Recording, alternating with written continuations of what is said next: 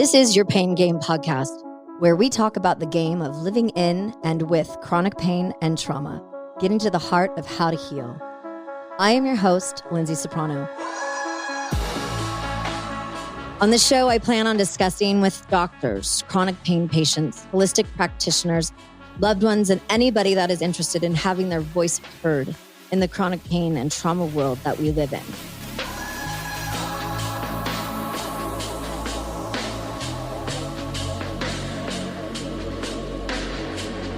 There's something that I am incredibly familiar with. It would be dark and twisty shadows of my soul. I feel like I've lived about 25 years or 25 different lives so far. I'm fucking exhausted, right? But in this long life that I've had, even though I'm 46, I have been down some pretty dark roads and I've been in some pretty dark places, these dark, shadowy spots in my world. Sometimes I can get through them without two shakes of a lamb's tail, and other times I get stuck in them and it's really hard for me to get out. And by doing this show, I get to meet amazing people, not unlike my guests today. But one of the things that I've learned about myself is that I'm a control freak and OCD, and a lot of those behaviors started when I was very, very young because I felt like I was completely out of control in these dark places. And so I wanted to make sure that my environment was clean and organized and detail-oriented and everything. And I passed that on through my life and into my career and who I am. And I do the same thing with this show, but it's such unhealthy behavior to be controlling like that, right? And what I've learned is that we cannot control all that happens to us, but we can decide, and this is a quote from my guest, what we are going to do with our experiences. So without further ado, I would like to introduce you to my guest today, Dr. Elizabeth Berrocal from San Antonio, Texas. Hi, darling. Hello, Lyndsay. Good afternoon. How are you? Oh, I am doing so much better now that I see you. I've had like the tummy ups and I've been all crazy. And as soon as I see her, I immediately feel better. So thank you for that out of the gate. So sweet. Thank you, Lyndsay. I'm so happy to be here with you. Thank you. Yes. So Dr. Berrocal specializes in women's mental health, overcoming trauma, and empowerment of the self. And what we're really going to get into today is shadow work. Elizabeth is an EMDR therapist, a certified hypnotherapist, and was through her work focused on trauma that she began to identify the power of harnessing pain and purpose. And as you guys know by now, this show is all about giving pain purpose. So it's just a perfect alignment with what we're going to talk about today. She holds a PhD in gender and diversity and is a published academic author. All of her studies have taken her all over the world. With that international experience has given her exposure to so many different demographics that fundamentally gives her the opportunity to understand the depths of all these different various backgrounds of people and giving her this unique ability to empathize with and empower her clientele. So I'd like to start by talking about you and what you're doing, the Berrocal Method and shadow work, and how we can delve into the darkness within us and start to heal. Thank you so much. Yeah, I don't know, Lyndsay. I believe, my travels abroad, I lived, probably a total of about 15 years abroad in Europe. I was in London for about 10 years, and then I went on to Spain and into Mexico too. And, I started kind of seeing that everybody kind of was on the same trend, right? Like everybody has something that they have to bring up to the surface, regardless of culture, regardless of religion, regardless of ethnicity, gender. We all have this underneath shit, Lyndsay, that we have to pull up, to the surface. For lack of a better word, we all have our shit. Absolutely. I could be way more eloquent than that, but the truth is the truth at the end of the day, right? Amen. And so, what that's coined as shadow work, this deeper, darker part of our psyche, Lyndsay, the things that we hide from other people, from ourselves, that really need to kind of be brought forth to the surface. And, I'm a firm believer that everybody puts on this persona, right? This persona that we learned early on in childhood that made us become more lovable, or, we needed to put on this persona to become, I guess, more worthy of love from our caregivers, Lyndsay. And so, we developed into these patterns without really also showing who we are intricately as people. So yeah, that's really what shadow work is. You know, it's one of those things where we're always keeping up with the Joneses. We're always putting on a good face, you know, like I feel absolutely terrible today, right? You would never guess it because that's what I'm putting on today. I have to put it on often. But those places where we get so scared of our past, or we get so scared of thoughts that we have about ourselves, these narratives that we've created over our years, it's hard to be you and be raw and be vulnerable and be open and honest with yourself and others. It's harder to do than anything I've ever had to do. And that's what I had to do for this show, because I wasn't going to be able to have people like you on and say, hey, could you be vulnerable and raw and honest with me, and have me not do the same? I love it. But, that's what we ask everybody to do, in the reality of things. That's really how we maneuver as people, Lyndsay. So yeah, you're right on. When you have people come in to your clinic, can you talk a little bit about what actually shadow work is? Because I am a trauma-based therapist and because I am certified in EMDR, that's really all I generally see, Lyndsay. People who have, it may not always be extreme trauma. Not everybody has this really severe and intense traumatic experience. I have people coming in to see me for fender benders, right? But for whatever reason, they're stuck in this cyclic space, Sure. And so whatever, I guess, at the time that's really bothering them is what they're coming to see me for.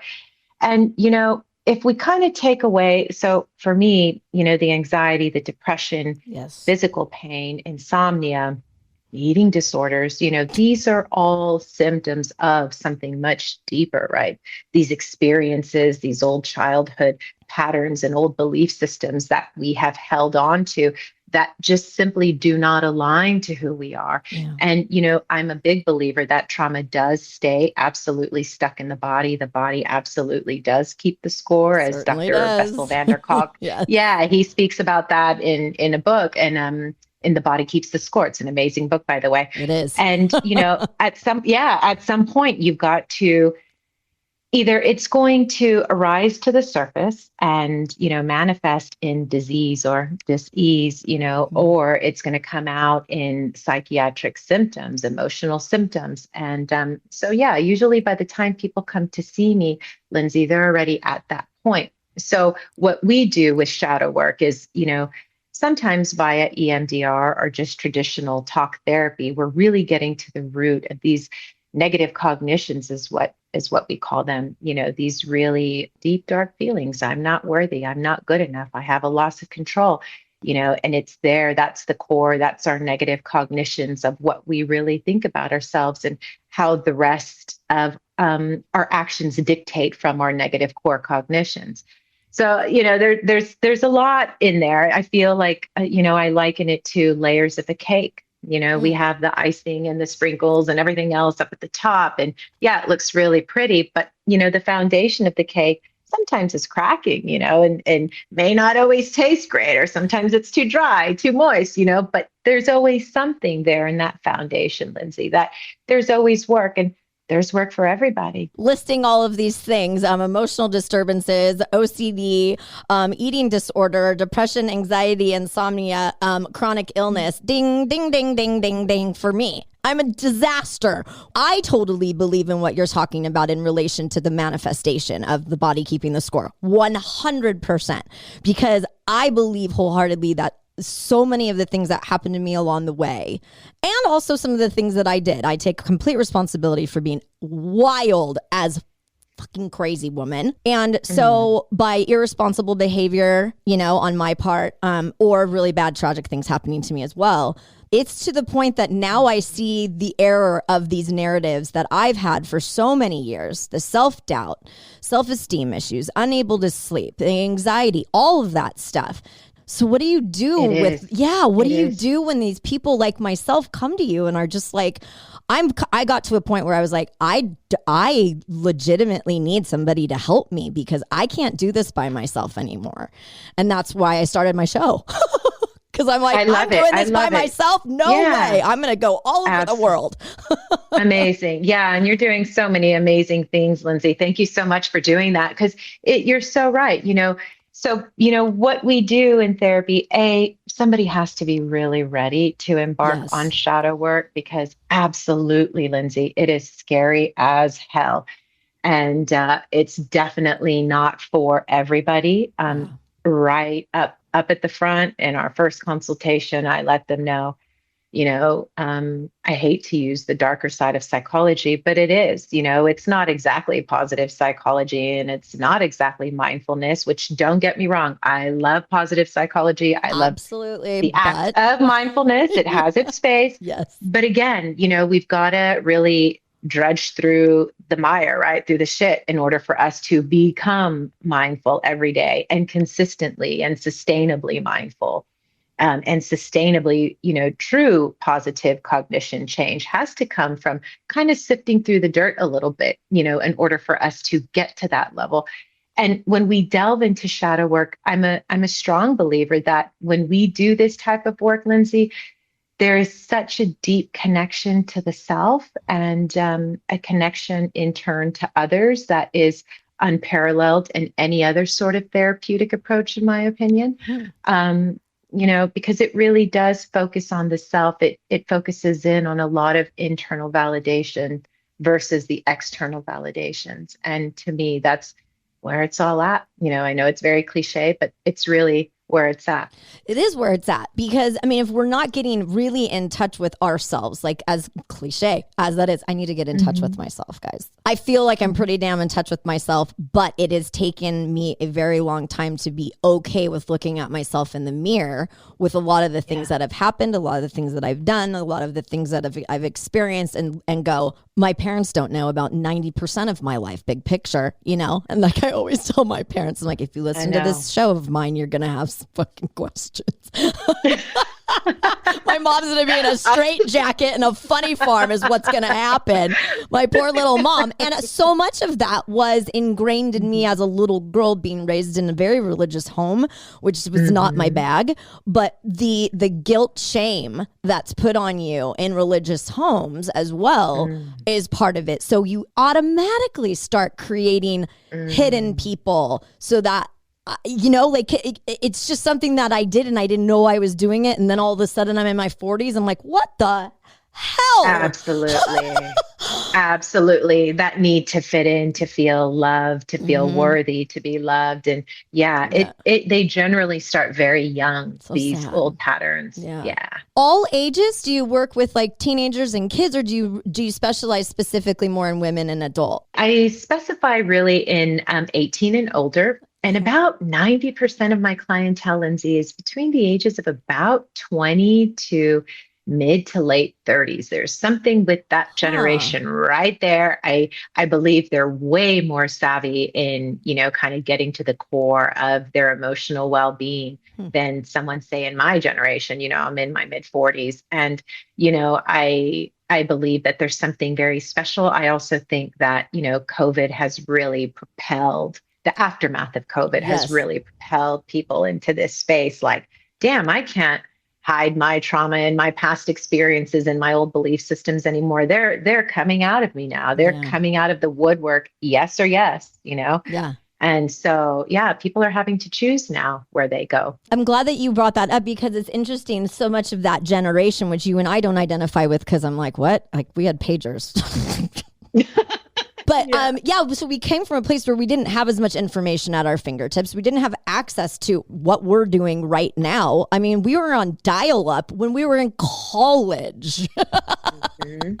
That ages us, my love. It ages us.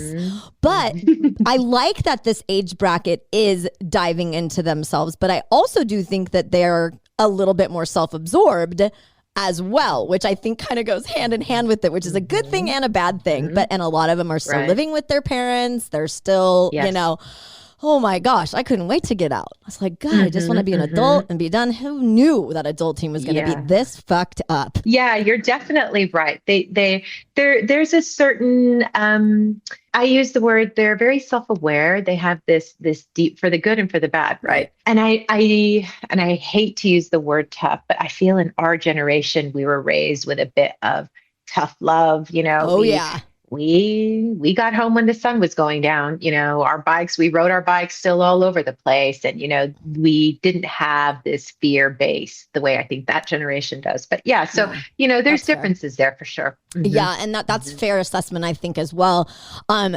How long do the sessions last that you do? And how long do you typically treat somebody? That's a great question, Lyndsay, because I don't believe that therapy is a forever process. Yeah. Hell no. I think that it's kind of very reflective on a bunch of different factors, but mainly the therapist, if I'm being honest.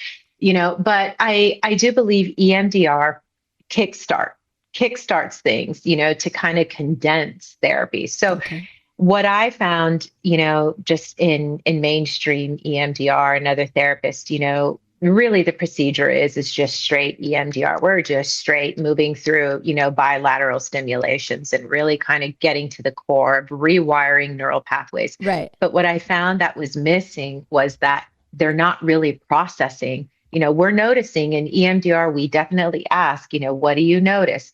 What we'd never really ask is, how are you processing? So how I like to stagger it is I'll do an EMDR session, then we process our next session. And then, so, we're really working. I love to set goals. I'm a Capricorn. So it's about goal setting and like moving forward, and routine and consistency and sustainability. So I really like to work towards goals with them. And, like I said, I always ask them up front, are you ready? Yeah. Are you ready for this? And some of them say no, and that's great. It's everybody's personal journey, Lyndsay. And so sessions usually last, like typical sessions, 50 minutes. If we're doing EMDR, that's a pretty hard 50-minute session. Yeah. Generally. And, the rule of thumb, or I guess the norm for a client with me, is about 7 to 12 sessions. 12 is really pushing it. But if they're suggestible to EMDR, they're generally feeling better by the third, fourth session. I've done an EMDR once before, maybe once or twice, and it was with a previous guest early on in the show. And it was a good experience, but I was like, the next day, I could not pull myself out of crying, sobbing. I was sick. I felt like I just felt what just happened? And she was so sweet about it. She's like, you've been through a lot of shit, Lyndsay. Like, you're gonna feel like crap. Like you're getting rid of a lot of stuff and you're processing, to use your word, which I like a lot, because I did an EMDR session prior to this gal, and I have no idea what the hell happened. Like, I don't remember it very well. I don't remember it being a positive experience, but with this other gal, Lauren, she's great. I had a really good experience, but I just didn't know that I was totally gonna like not be able to be part of society for the next day or two. There's side effects. Yeah, for sure. I always give, the side effects to this type of treatment, and it's precisely that, you're extremely triggered. But, there's caveats to that. I really love working in the body. So, I utilize EMDR to go into our somatics, right? And kind of feel and notice where that sits, where our traumas are sitting. A lot of people report, my women, so many of them report in the throat area, a lot of stagnation, a lot of pain sits there, a lot in the chest, a lot in the abdomen, and I really work in the body. And then we kind of move into a memory. So for me, it's about my feelings of being intuitive, right, with that person, and seeing how far they want to go, how far they're willing to go. And we're having that strong therapeutic alliance for them to tell me to stop if we need to stop. Sounds like you create a very safe space for us to heal in some pretty dark and twisty, sad, shadowy, gross, dark, thorny, black places that we end up. I actually just started doing ketamine infusions, and they're 4 hours long for me. And that's a long time to be in a K-hole. And I did them one this week, and then I did 4 of them back to back the week prior. And it was scary. Specifically on Monday, it was very scary. And I'm still going to go do them because I believe in the value of what it's actually doing for me. But I cannot believe how, like, my doctor was like, Lyndsay, you are trying to heal like a lifetime of trauma in 5 infusions. Like, you're gonna not feel great. And I didn't, and I still don't. I don't feel great, and I know it's gotta be because my bod is trying to process all of this stuff. I really do feel confident in the direction that I'm going, that I've set myself up towards by meeting people like yourself. And it's exciting. And I'm happy to look at the dark and twisty where I wasn't before. I wasn't ready to face the music. Not at all. But Absolutely. What ends up happening is when you get so ill and so sick and you live in so much pain, you get to that point where you're like, all right, well, I'm done doing this BS. I gotta get to work. I hear you. I hear you, Lyndsay. And it's exactly that. It is work. It is work. But, if you think about it, anything good is going to require hard work, and there is no easy shortcut to healing emotionally, to healing physically. It requires work, and it requires a substantial amount of energy, and it requires being very connected to the self. And I don't think we can do that unless we're kind of really examining our whole self, which includes this shadow, and again, it's work via a flashlight and not with a chisel or a hammer. It's gentle work. I like that. Shining a light into the darkness, I think you said something on our meet and greet about going after the underbelly of our psyche. I think you said something like that. It stood out to me because that's so true. And one of the things that, like, in these ketamine infusions, for example, that I'm experiencing is my visions or my experience of the psychedelic is it's like me in the Game of Thrones. And so it's very, very dark. And it's gray, and it's just this very sad, almost tragic spot that I didn't know that that's where I was going to go, And so that kind of scared me, but then it also made me feel good. And I even spoke to my doctor this morning. He's like, Lyndsay, being scared is okay because you never have experienced the fear that you lived in then. And now you're just doing it. So now I'm dealing with the fear. I mean, it's absolutely nuts. In typical Lyndsay form, I'm crying and laughing at the same time. It's okay. It's beautiful. That's the Gemini it's in beautiful. Me. I love it. It's perfection, Lyndsay. It's perfection. I love it. I love it. I love it. And, I'm so glad that you brought that up, Lyndsay, because that needs to be shared. For so long, I think that our past experiences and our old belief systems and the things that have transpired, not only in childhood, but, as adults and our adolescence as well, we hold on to these feelings of fear and sometimes and of panic and of anger and of resentment or whatever these guilt and shame, and we allow this to dictate, sometimes the rest of our lives. They show up in our decisions. They show up in our jobs. They show up in our relationships, Lyndsay, so that's why it's so imperative for us to just delve into this aspect. And you're doing an amazing thing. Ketamine is not easy. I give you props for that. It's one of the most intense things I've ever done. And I'm a pretty intense person as it is. So I'm not surprised that my experience of the infusions would be fairly crazy too, because it's just kind of how my brain works as well. I mean, I can't keep the wild child totally down, I mean. I'm doing some housekeeping, I'm trying to clear out some of these cobwebs because I'm getting more and more sick and tired of being sick and tired, and it's going to be scary when I'm healthy again. Can you imagine me healthy? You're going to relearn how to live in that healthy state, Lyndsay, or if you even knew, how it was to live in that healthy state, you just might have to learn from the beginning. And that's a beautiful thing, I'm prepared for that. I'm prepared for that. I look Yeah. at pictures of myself from like a decade ago and I'm just like, God, I don't look anything like that anymore because I've lost so much weight and I'm so atrophied and bleh. So the challenges are real, but now it's talking about them and being open and honest with people like yourself and my audience and my sweetie and to not hide anymore in the shadows and just like lurk there because it's no fun to be there. It's not.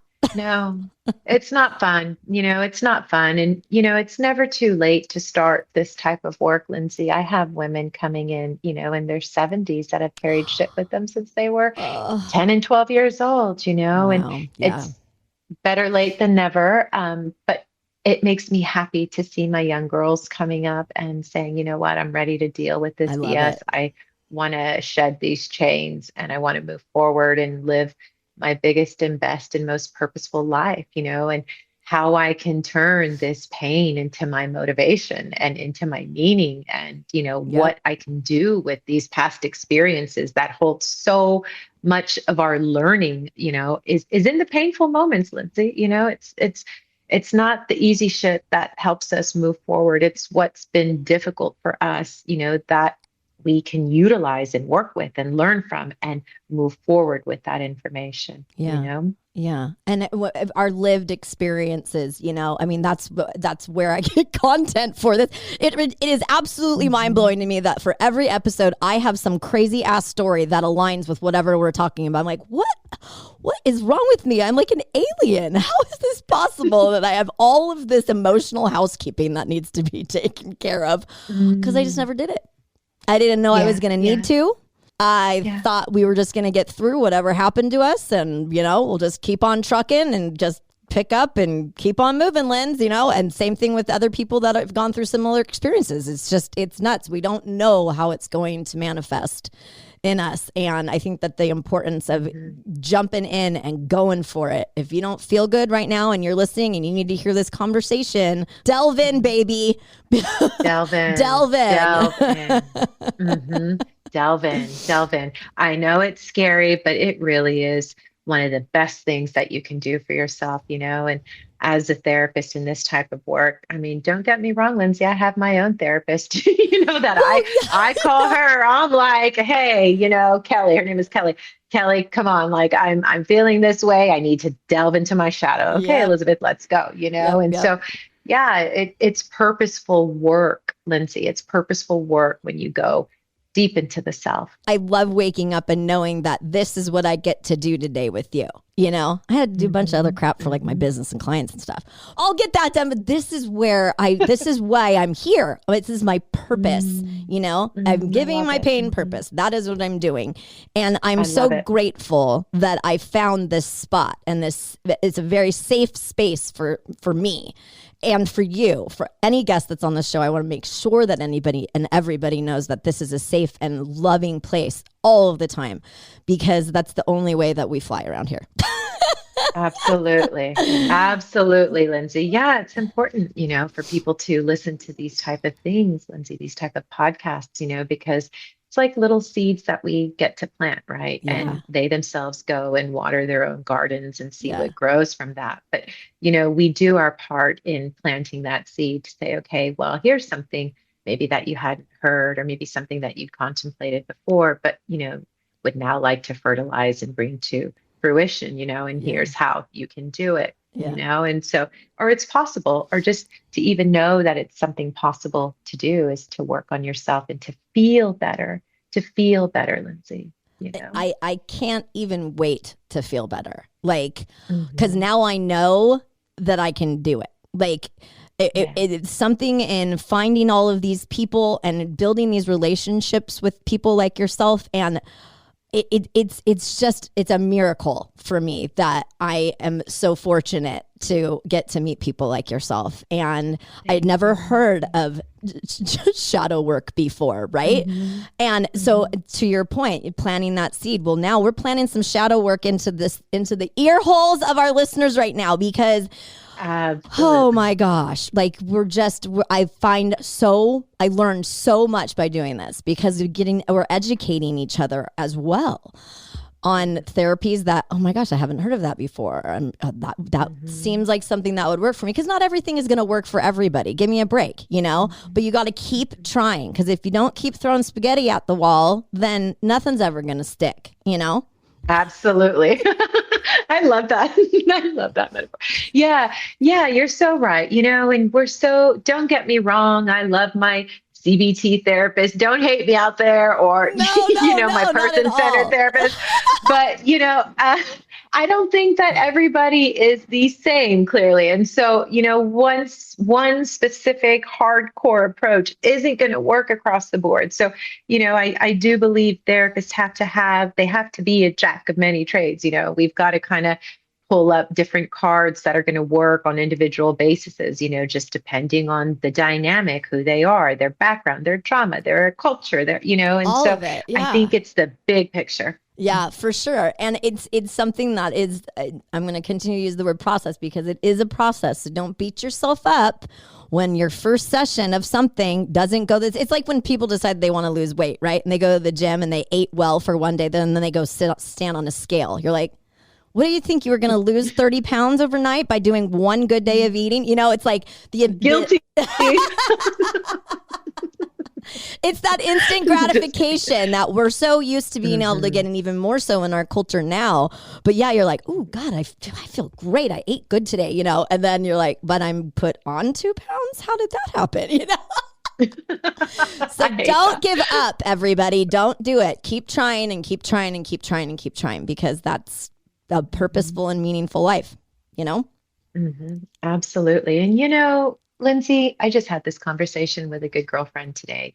Damn, in mental health and in emotion, I don't even like to use mental health, in emotional well-being, sometimes it's that, we take 3 steps forward and 2 steps back, and then we take another 5 steps forward and then 4 steps back. And sometimes, we take 10 steps back, but it's just this back and forth dance with ourselves, right? Yeah. But as long as we're making a little bit of headway, and feeling the shifts, right? And they're sustainable. And I know, Lyndsay, and I can tell you, I will be working on myself for the rest of my life. Yeah. This is something that is for the rest of our lives. And as long as it took for us to get these symptoms of anxiety, these panic attacks, this insomnia, these eating disorders, it may not take as long to unlearn them, but there's going to be a little amount of time to relearn new ways of thinking and new processes. For sure. Yeah. Yeah. Especially when we're older, because, we get set in our ways and we're used to this and we do this thing and we eat the same thing. Like, how many tacos does Lyndsay need to eat in her life? Like, come on. And it's just, it is a lifelong relationship with yourself, so make it a good one. Make it a very good one. Yeah. So at the end of the day, you're the only one looking back at yourself, Absolutely. I have this saying with my clients, you just reminded me of it. I always tell them, instead of trying to excise our demons, right? We need to make friends with our demons. And some of my religious people are like, oh my God, Elizabeth, but it's true. We're so occupied with, repressing and suppressing these parts of us that we hate and that we don't like, that instead of fighting them, we need to get to know them and to make friends with them. And then things shift. And then we make that connection to the self, because we become our own best friend. We become our greatest and best lover, and so that is true internal validation. Yeah. And it's certainly better than, having all these external forces determine upon how you feel about yourself, like that. And we're all guilty of it. I mean, just Instagram on and of its own makes everybody feel bad about themselves. Pretty shitty. I'm like, if I see one more fucking picture of a Kardashian, I'm going to blow my brains out. Like, it's just the filters and all of the stuff. Yeah. And we have to remember that life doesn't really have filters, right? We had to create them. We had to create them in order to make us all look and feel a little bit better than we are. And we all have those friends that always have the perfect little pictures of their family. And then you really know what's going on. Absolutely. Like, isn't that the come truth? On, girl, I saw you yesterday. You do not look like this. Did you get a facelift since yesterday? I mean, give me a fucking break. Oh, yeah, I know. I've seen those too. I've seen those too. Yeah. Yeah. You know, a therapist would think so much of so much behind that, you know? Yeah. It's so funny of those pictures, right? And what people portray, you know? Again, that persona, Lyndsay, you know? Yeah. That is hilarious. Oh my gosh. Well, we are getting close to time here. So I wanted to find out, is there anything else you'd like to leave our listeners with before we kick the can down the road? I don't know why I just said that. I never say that. Kick the can down the road. Just go with that. I love it.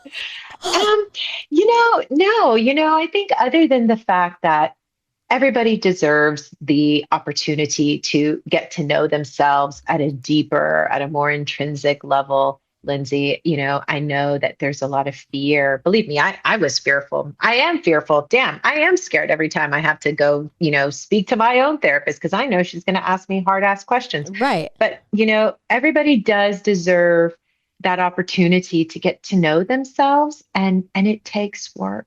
It takes work, you know, transition and growth. That is not an easy process. And that's going to happen for the rest of our lives. You know, and we really do have a choice in everything. And we do have a decision either to work on ourselves or to not work on ourselves. But knowing and understanding that when we don't, all of the shit that we don't like is going to persist and amplify, you know? So, yeah, and I think that that's really all I would like to say about that. Well, I can't wait to work on some shadow work with you because I think that it would be a really good, just because you rattled off 17,000 things that I suffer from on the daily. I'm like, oh my God, but I'm not afraid to face the shadows and I'm not afraid to go into the dark places. Is it scary? Yes. Do you cry? Yes. Do you sob and throw things? 100%. I've been known to throw a couple things here and there lately because I'm like, I can't handle how much I'm trying to process right now, but I'm doing it, you know? And I'm proud to say that I'm in a place where I'm doing the work and I'm working so hard and it is no easy feat. Absolutely not. Beautiful. This is a tough one. Beautiful. And so are you. It's okay. Yeah. I agree. But you're doing all the right things. We're both doing all the right things. Yep. So where can we find you online? I am on Instagram and I am under, my handle is the Berrocal Method, BERROCAL, and my website, berrocalmethod.com. And it's a beautiful website. Book with me. Yes, it's a beautiful website. It makes you feel dark and twisty, but it also makes you feel very hopeful at the same time. Well, because it what I liked about it is I can identify with these feelings that your website portrays. And so for me, going to it was like, ooh, this kind of seems like my jam, you know? Cool. Yeah, it is. And I think that is part, and I'm in marketing. So of course I'm like, ooh, I want to know what everybody's doing with their marketing, with their businesses. But thank you for being here with us today. It has been nothing but a joy. And I know you're working on a book so it's not out yet, but she's working on a book for shadow work and a trauma workbook, right? Yes, it's a workbook. It's a workbook / burn journal, that I've been working on. And a lot of prompts, regarding getting in touch with yourself and our shadow, of course. And it's a burn book because, so many of my clients say, Elizabeth, I'd love to journal, but I'm so scared about, somebody picking up this journal and reading all about my trauma. Yeah. What do I do with it? And so I say, burn it, bury it. So, it's going to be a burn book. Mm-hmm. I love that so much. It reminds me of, what is it? Mean Girls?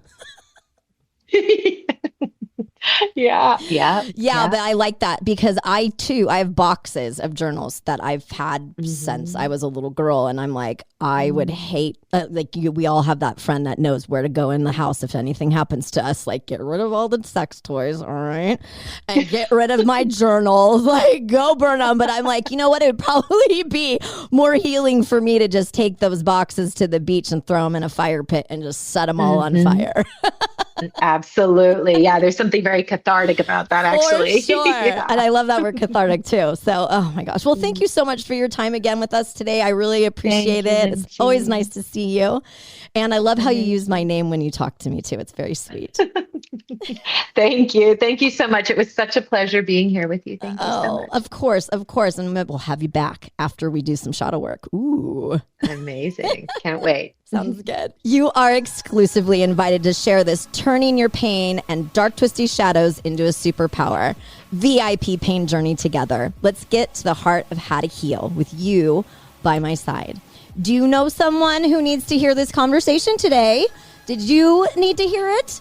Do you live in chronic pain? Are you dark and twisty? You know someone who does? I mean, come on. We all know somebody dark and twisty. You certainly know this one, right? Welcome to the Pain Game Podcast. Let's connect and hear your stories of strength and grit. I am here to help provide a safe place to be vulnerable and honest while sharing your powerfully amazing stories, some of them very sad and tragic. And thank you for spending and giving us space for your stories to be told.